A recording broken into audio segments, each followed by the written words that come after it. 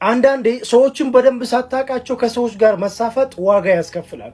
ይሄ ልጅም ኤፍቢአይ እና የአሜሪካ ፖሊሶችን ዋጋ አስከፍሏቸዋል። ግን የሚገርማችሁ ነገር 16 ዓመቱ ብቻ ነበር በሰዓቱና ለ3 ዓመት ነበር መከራቸውን ሲያበላቸው የነበሩ።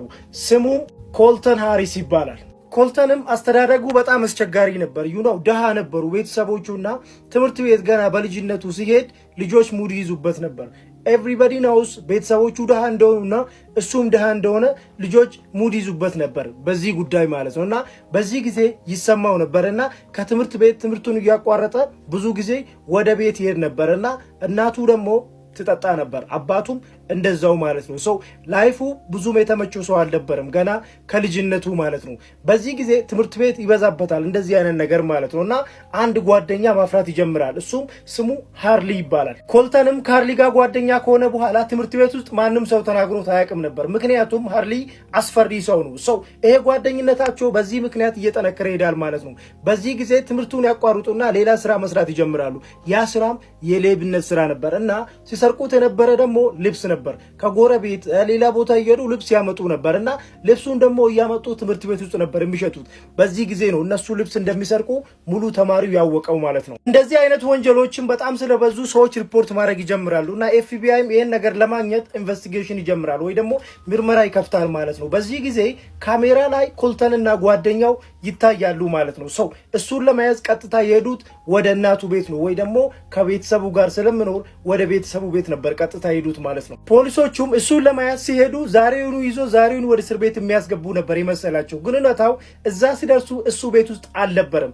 ምክንያቱም እንደሚመጡ ቀድሞ ኢንፎርሜሽን ስለደረሰው ቀጥታ ወደ ጫካው ነበር የሄዱ። ምክንያቱም ለቤታቸው ለጫካው ቅርብ ስለነበረ ማለት ነው። በዚህ ጊዜ እናትየው ትነግራቸዋለች ማለት ነው እና ወደ ጫካ ሄደዋል ትላቸዋለች። እውነትም እሱ ጫካ ውስጥ ነበር። በዚህ ጊዜ እሱ ያያቸዋል ወይ ደግሞ እነሱ እሱን ማየት አይችሉም ነበር እና ተያይዞ ወደ ጫካው ይመጣሉ ማለት ነው። ግን እሱ ያመልጣል በዚህ ጊዜ። ይሄ ኢንፎርሜሽንም ኮልተንን ቀድሞት እንዴት ደረሰ የምትሉኝ ከሆነ እዛው ጎረቤት ኮልተንን በጣም የሚወድ አንድ ፖሊስ አለና ይሄን ኢንፎርሜሽን እንዳለ የነገረው እሱ ነበር። ኮልተንም ቤቱ ገብቶ እንደ በፊቱ ከቤተሰቦቹ ጋር መሆን አልቻለም ነበር። ምክንያቱም ኤፍቢአዮችና ፖሊሶች እዛ አካባቢ አይጠፉም ነበር። በዚህ ጊዜ እሱ የሚያድረው ባዶ ቤቶች ውስጥ ነው። ይሄ ማለት ለምሳሌ ሀብታም ቤት ይገዛና ዝም ብሎ ማንም ሰው ሳይኖርበት ባዶውን ይተዋልና እንደዛ አይነት ቤቶች ውስጥ ነበር ሲኖር ነበረው ማለት ነውና ለረጅም ጊዜ እንዲያደርገ ያታልላቸው ነበር።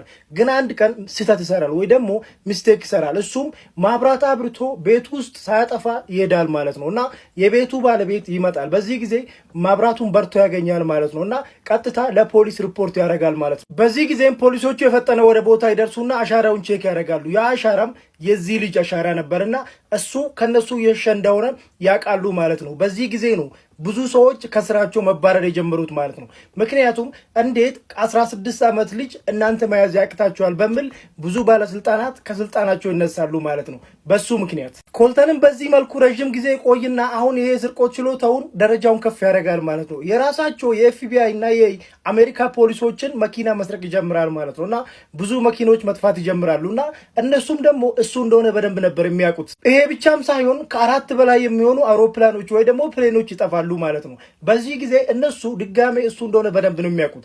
እንዴት አድርጎ እያበረ እንደሚወስዳቸው እኛ አናውቅም። ግን እሱ ቀጥታ ማብረር የሚችለው እራሱ ነበር ወይ ደግሞ ምንም አይነት ትምህርት አልተማረም ነበር እንደዚህ ስለበረራ ማለት ነውና በራሱ ነበር እያበረ የሚወስዱ። ይሄ ማለትም በልምድ የመጣ ነው ማለት ነው። እነዚህ አውሮፕላኖችም ሲገኙ ተከስክሶ ነበር የሚገኙት። ምክንያቱም እንዳልኳችሁ በልምድ ነው የሚያበረው እንጂ ምንም አይነት ትምህርት የለውም ወይ ደግሞ የፓይለትነት ግራውንድ ትምህርት አልወሰደም ነበር። ሰው ፕሌኖቹ በየቦታ ወርቆ ነበር የሚገኙት ማለት ነው። ኤፍቢአይ እና መንግስት የሚመራቸውና ማስጠንቀቂያ ያወጣሉ። እሱም እባካችሁ ፕሌን ያላችሁ ሰዎች ፕሌናችሁን ሳትቆልፉ የትም አትሂዱ የሚል ማስጠንቀቂያ ነበር። በመሃል ግን እሱ ቺን ፕሌን ሰርቋት ነበርና ቀጥታ ቺን ፕሌን ይዞ ወደ ኩባ ነበር መሄድ የነበረው ሐሳቡ ማለት ነው። ምክንያቱም ወደ ኩባ ከሄደ ቢያዝ ኢቭን ወደ አሜሪካ መመለስ አይችልም። ምክንያቱም አሜሪካና ኩባ ያላቸው ቢፍ ስለሚታወቅ ማለት ነው። እንደ አለመታደል ሆኖ ግን ፕሌኑ እየበረረ ያለ ወይ ደግሞ ወደ ኩባ እያበረረ ያለ ነዳጅ ያልቃል ማለት ነው። በዚህ ጊዜ ወደ ባሃማስ ይዞርና ፕሌኑን ለማሳረፍ ይገደዳል ማለት ነው። ፕሌኑንም እዛው በሐማስ ውስጥ አባኮ አይላንድ የምትባል ቦታ ያሳርፋል ማለት ነው። በዚህ ጊዜ ፕሌኑ በጣም ተጎድቶ ነበር፣ ምክንያቱም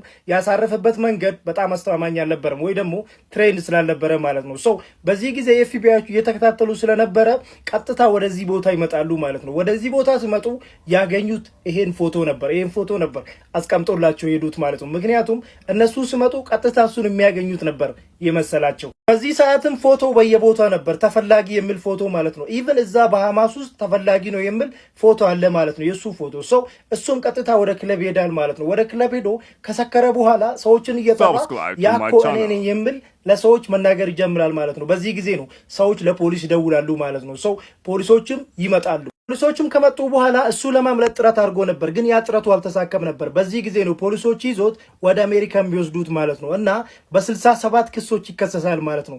ሊፈረድበት የነበረው 30 ዓመት ነበር፣ ግን ጠበቃው በጣም ጎበዝ ሰው ስለነበረ ወደ 6 ዓመት ዝቅ እንድልለት ያደርጋል ማለት ነው። እና 6 ዓመታትን እስር ቤት ውስጥ እንዲቆይ ይፈረድበታል ማለት ነው። what do you think? ፎሎ እንዳይረሳ። Subscribe to my channel.